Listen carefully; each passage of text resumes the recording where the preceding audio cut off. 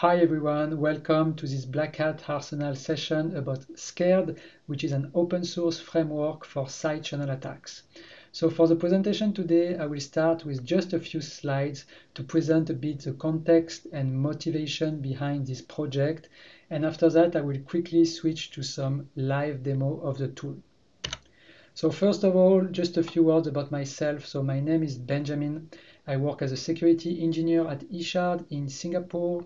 eShard is a company which specializes in the security of embedded systems, and the goal of our team is to help people mastering the security risk in embedded devices.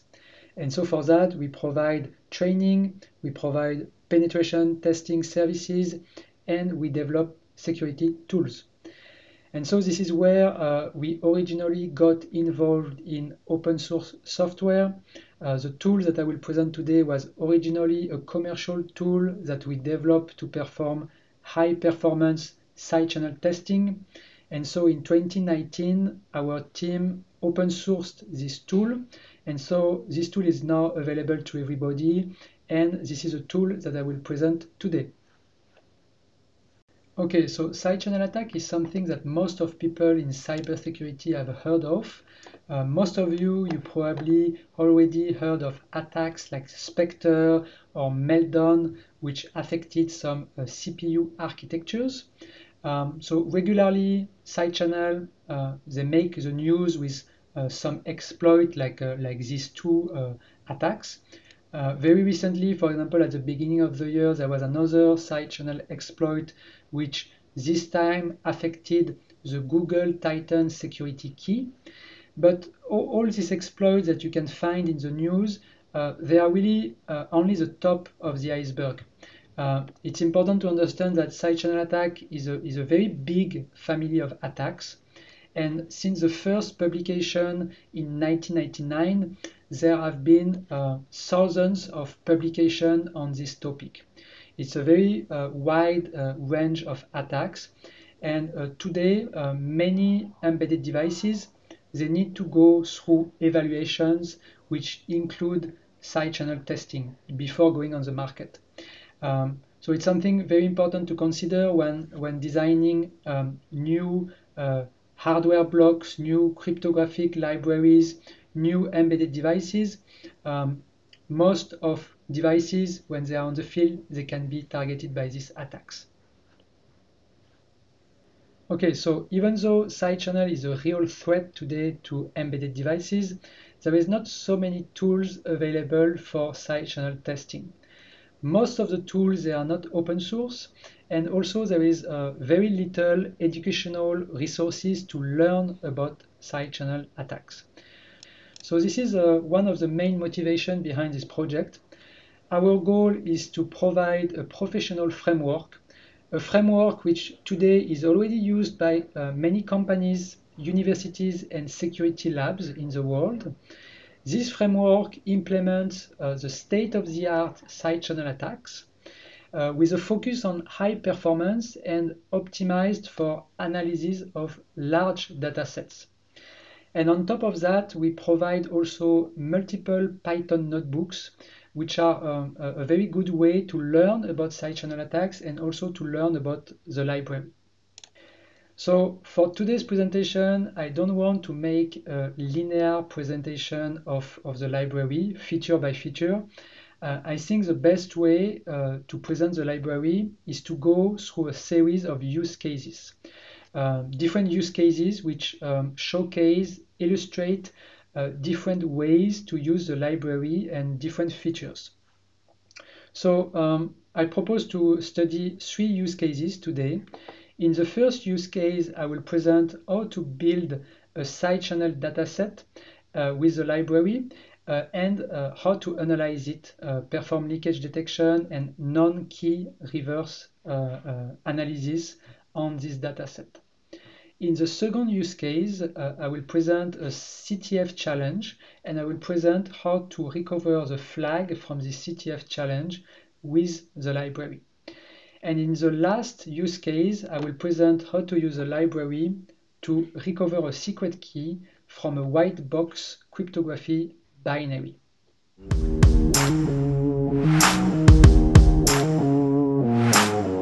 Okay, so in this first use case, I want to show how to use a library to build a side channel dataset and analyze it. So here I have a demonstration setup with a STM32 Nucleo board that will be the target of the analysis. In yellow here I have an EM probe that will be used to capture the signal from the microcontroller. The EM probe is connected to the oscilloscope, which is connected to my PC. And so to control this equipment, here in my notebook, I have some Python drivers to control the different components. So the Python drivers are not part of the library, of the scaled library, but I need these drivers to control the setup. So for the board first, so the board is flashed with the AES firmware, and I can use here a Nucleo object to control the board and send some simple commands to the board. So here, for example, I can define a key as a NumPy array, for example, and I can use the setKey command to define the key used by the AES encryptions.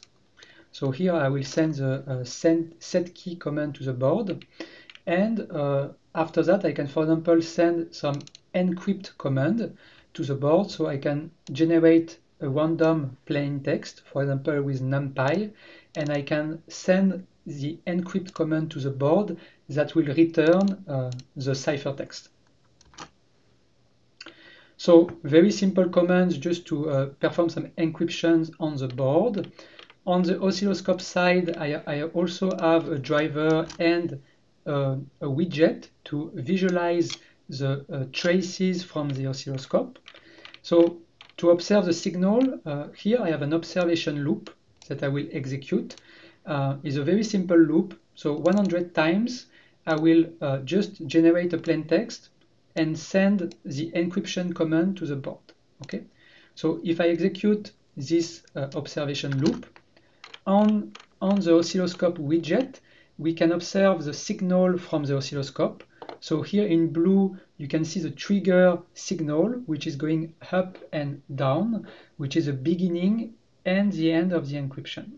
And in the middle, you can observe the AES encryption. You can even see the 10 rounds of the AES encryption here on the signal. Okay, so we have a functional setup. Now we can build a dataset. In the SCARED framework, the dataset format that we recommend to use is the ETS dataset format. This format is based on the HDF5 open source format, which is designed to store large scientific datasets. So to build a new dataset, we can use the ETS writer object. We can create a new ETS writer. We just need to indicate where we want to store our dataset.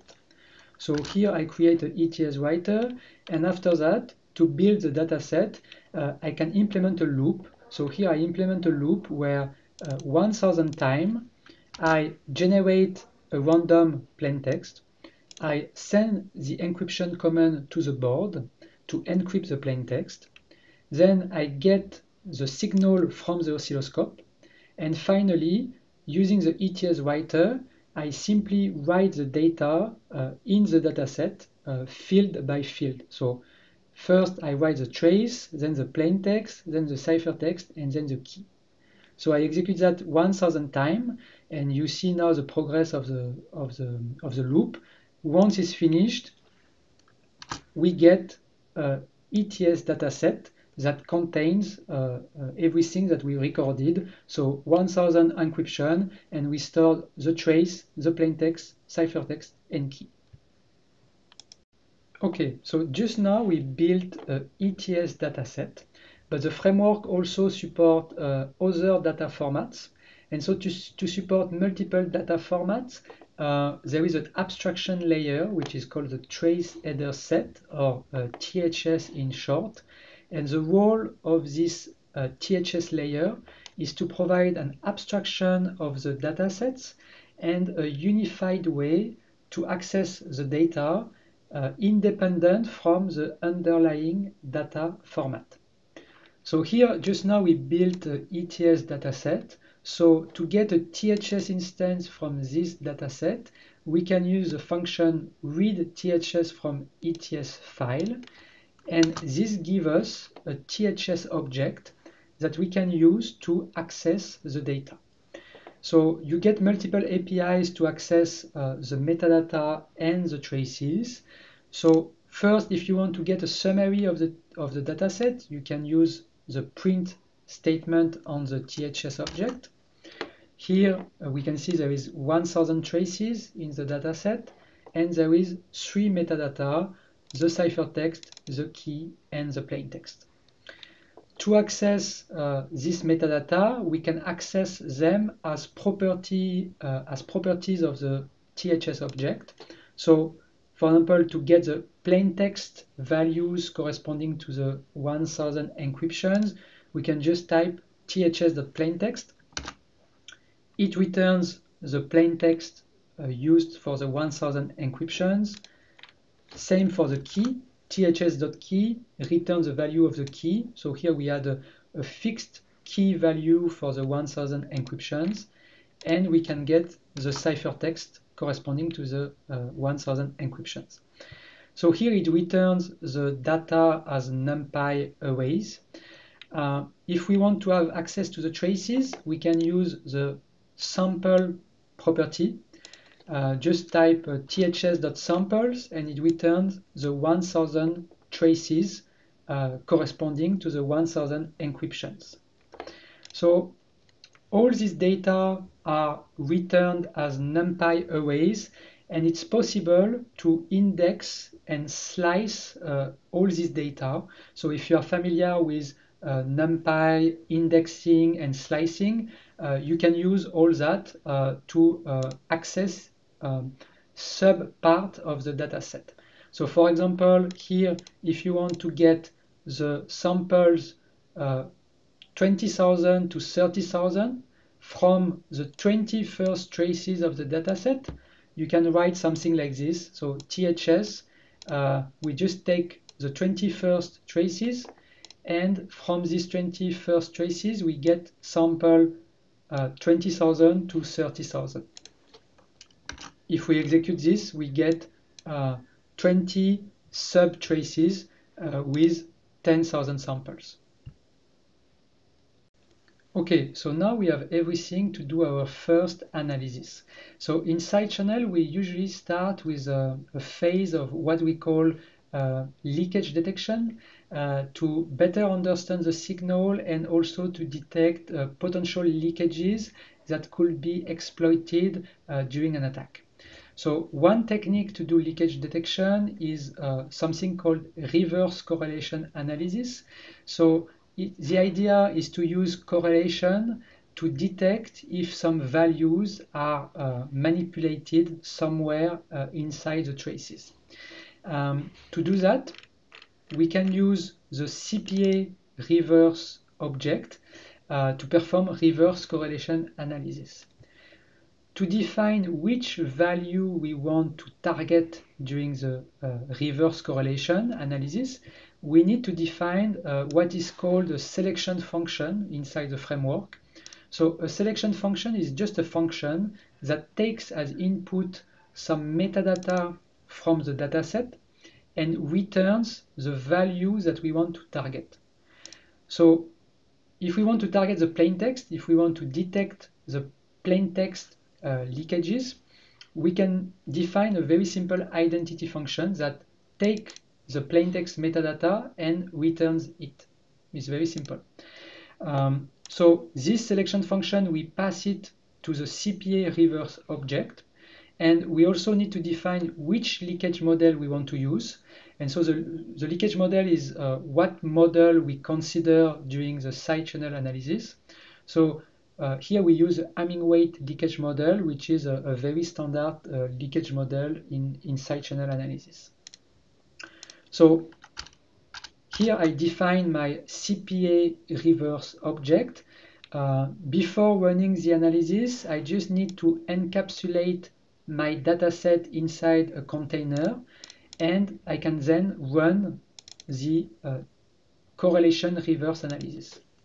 So when the reverse correlation analysis is finished, the results are stored inside the results attribute. And if we look to this result attribute, so this is a result of the analysis. If you look at the shape of this result, here you see 16 by 40,000, which is the shape of the result array. And so 16 is a number of bytes in the plain text, and 40,000 is just the size of the traces. So here we get basically one trace result for each byte of the plain text.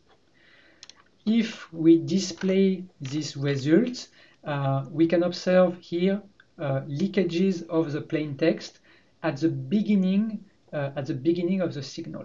Okay, so this is an area where the plain text value strongly correlates. Okay, we can do exactly the same with the ciphertext. For example, if we want to detect the leakages of the ciphertext, here we need to do the same.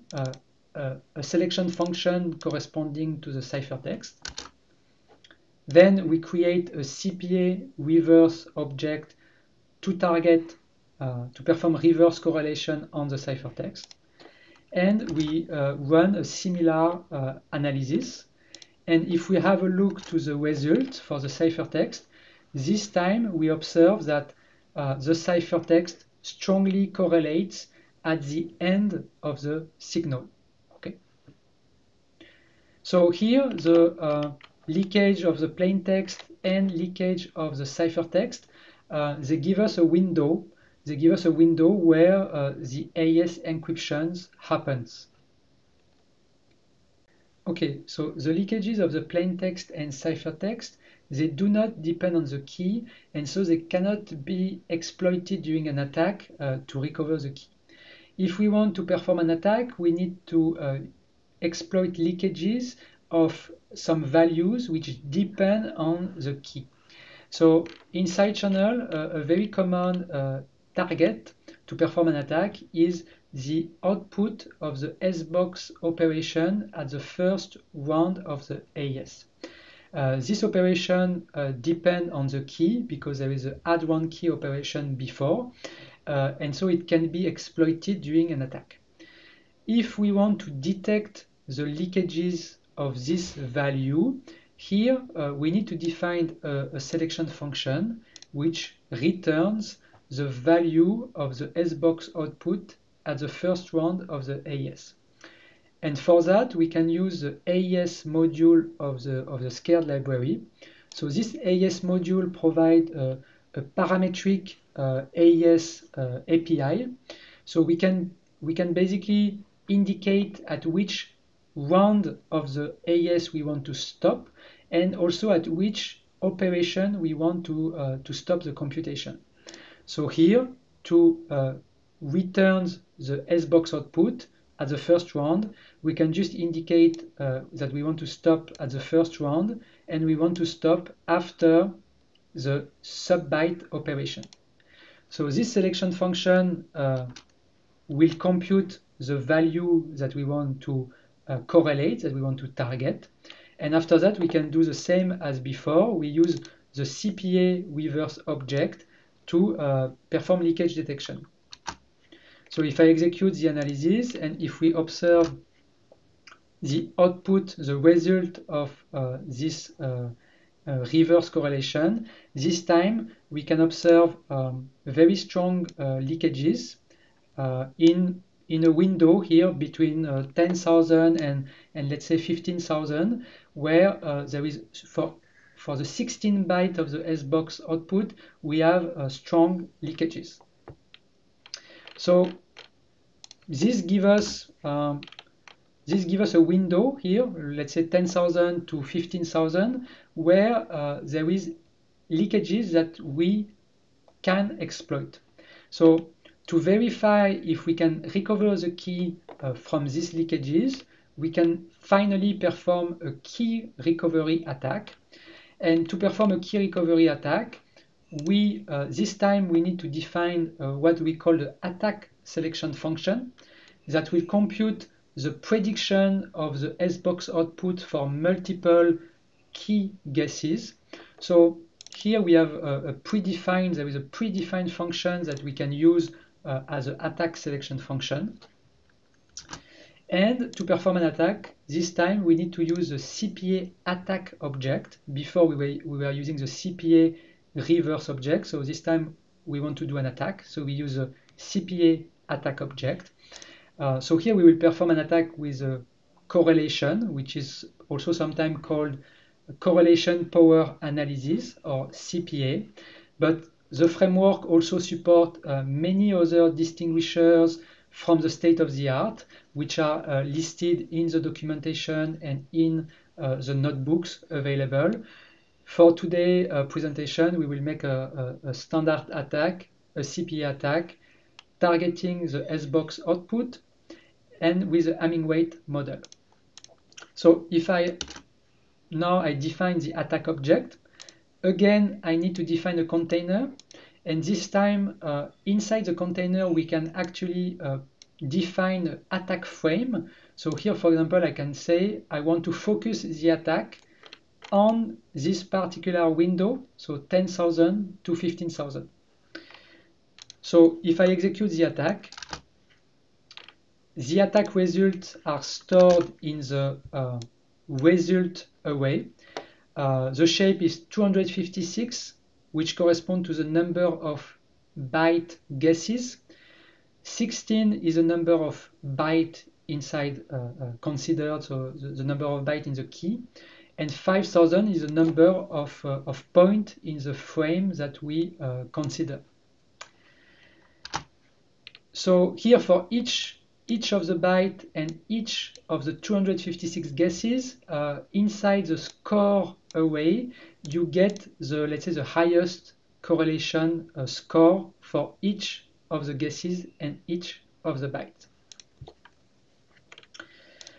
So from this score, you can take, for example, the maximum score among the guesses to get the key, to get the key recovered by the attack.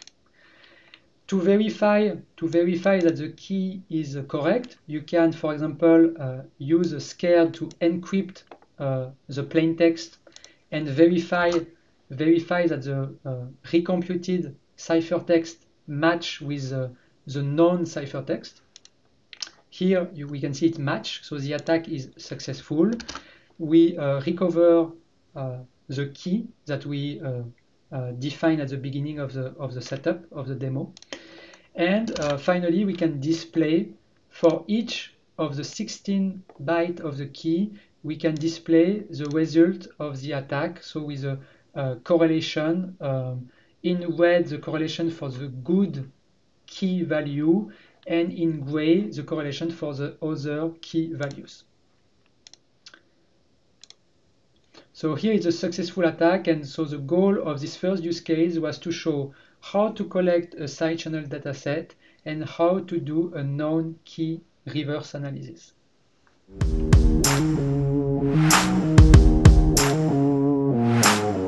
Okay, so in this second use case, I want to show how we can use the library to recover a flag from a CTF challenge. So here I picked a challenge called StageGate 2 from the Chess 2016 CTF. So the dataset corresponding to the challenge can be downloaded from the website. And when we download the dataset from the website, we can see that the dataset is stored as 3 NumPy files, one file for the traces, one file for the plaintext, and one file for the ciphertext values. So what we can do is we can load this data with NumPy, with a numpy.load method. This gives us 3 NumPy arrays with our data. And what we can do this time to get a THS instance from this NumPy arrays, we can use another reader, which is the read THS from RAM, and we can just pass the 3 NumPy arrays to this function. We give the traces, we give the plaintext and the ciphertext as NumPy arrays, and this gives us a THS instance which correspond to this data set. So here we have 1000 traces in this data set, and we have two metadata, the plaintext and the ciphertext. And you can notice that here the key is not part of the metadata, of course, because this is the goal of the challenge. The goal is to recover the flag, and here the flag is the key corresponding to the data set. So we don't have the key, so we cannot do leakage detection like we did before in the first example. So we need to do directly an attack. If you try to do directly an attack, like for example the same attack as before, it will not work. You can try, it will not work directly. And if we want to understand why it doesn't work, we need to have a look to the traces of the dataset. So here, if I extract 3 traces from the dataset and I display them with matplotlib, we can observe the traces. From here, everything looks okay, but if we zoom inside the signal, if we zoom in, we can observe that actually the traces are desynchronized. And this is something very important and very critical in SideChannel, because SideChannel relies on statistics that most of the time are applied sample by sample. If the samples are not properly synchronized from one trace to another, it affects the efficiency of the analysis, and at the end the attack can be simply unsuccessful. And this is what happened here. If we apply an attack directly on these traces, it will not work properly. That's why in SideChannel we usually start with a phase of signal processing to clean the signal and align the traces. So for that, you can use a signal processing module from the Scared library, and this module provides functions to analyze frequencies, clean the signal with filters, detect patterns, and align traces.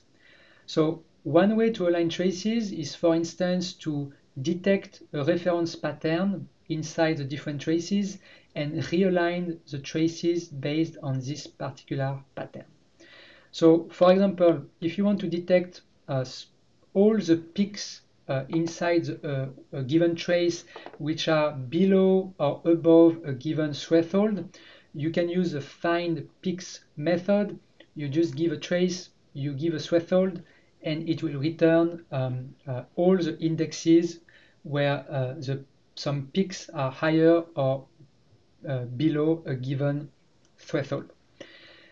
Same if you want to do pattern detection, there are several methods. For example, the cross correlation. You can use a cross correlation method from the module. You define a reference pattern, and you can compute the cross correlation between a trace and this reference pattern, and this gives you a cross correlation result where you can see where this particular pattern is located inside the trace. On top of that, you have the Synchronizer API, which is used to synchronize complete datasets. So the idea is simple. You give as input an input THS, which you want to resynchronize. You give an output path where you want to store the output, the resynchronized dataset, and you need to define a synchronization function. So the synchronization function defines the alignment procedure that will be applied on each trace of the input dataset.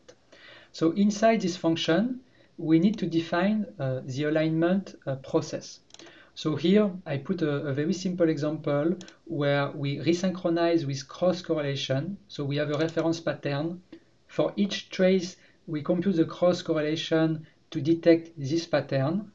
We take the index of this pattern and we resynchronize the trace based on this pattern index. What is interesting is that you can also make some checks during the alignment. For example, if the index that you find is not coherent, doesn't make sense, you can raise an exception, and this particular trace will be discarded during the alignment. So when you get your function implemented, your alignment function implemented, you can first run a few checks on the alignment. So for example, you can apply the alignment on a few traces to check if the alignment works properly. So here, for example, I will apply the alignment on 3 traces. This returns the aligned traces, and so I can display these traces and check if the alignment worked properly. And so here we can see that now the traces are properly aligned, which is good. And so now we can apply the alignment on the whole data set. Here we applied only on 3 traces. With the run method, we can apply the alignment on the whole data set. So I apply it now on the whole data set. With the report function, you can get a summary of the alignment. So here we had 1000 traces to align. There was no exception raised, so we get 1000 synchronized traces, and so it's a success rate of 100%. The result of this alignment is stored in the data set that we defined at the beginning. So we can open now the THS, which correspond to the aligned data set. And finally, we can apply an attack, because now the samples are synchronized, so we can apply an attack. I will apply exactly the same attack as in the first use case, a CPA attack on the first round S-box operation and with the Hamming weight leakage model. I apply the attack. When the attack is finished, I can get the key which is recovered by the attack. We can check if the key is correct by encrypting the known plain text and check if they are correct. So here it's positive, so we successfully recovered the key, which is actually the flag of the challenge. So here we solved the challenge. If you want, you can also display the result of the attack, as we did in the first use case, where we can observe the correlation result of the attack for the different bytes of the target. So here in this second use case, the goal was to show how it's possible to easily import some data sets from, for example, from NumPy arrays and perform alignment on the traces. And in this use case, we showed how it's possible to break a CTF challenge with that.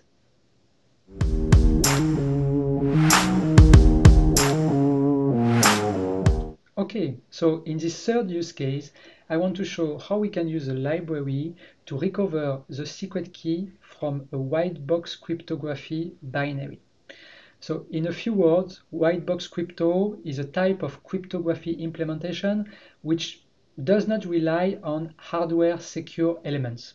So in this context, to protect the key, the idea is to split and hide the key inside the source code, add some obfuscation, so that at the end it's very, very challenging and most of the time simply impossible to recover the key with classical reverse engineering. So for this demonstration today, I picked the challenge number 60 from the white box CTF contest, which is a white box CTF. And here you can see the source code of this challenge. So this is a typical example of a white box implementation. So it's a series of hundreds or thousands of lookup tables which are used to implement the AES. And so you can imagine that, as I said, with such implementation, it's very challenging and simply impossible to recover the key with classical reverse engineering. But so one technique to break this kind of implementation is actually to use side channel.